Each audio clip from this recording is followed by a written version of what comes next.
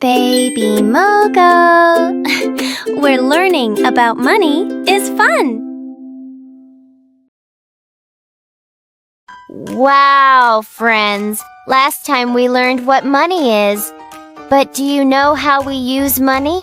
Sometimes for things we need, sometimes for things we want. Let's learn the difference.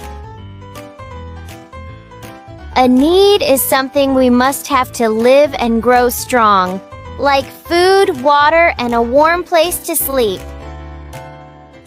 A want is something fun to have, but we don't need it to live, like toys, candy, or video games. Now it's your turn. Is this a need or a want? Shout it out. Apple. Yes, that's a need. Teddy bear?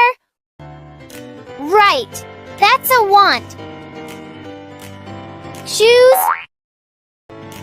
Correct, that's a need. Ice cream? Yes, that's a want. Water? Exactly, that's a need. Video game? Great, that's a want. See, friends? Needs help us live. Wants are nice extras. Both are okay, but needs always come first. Baby Mogul. Smart money, happy hearts. See you next time.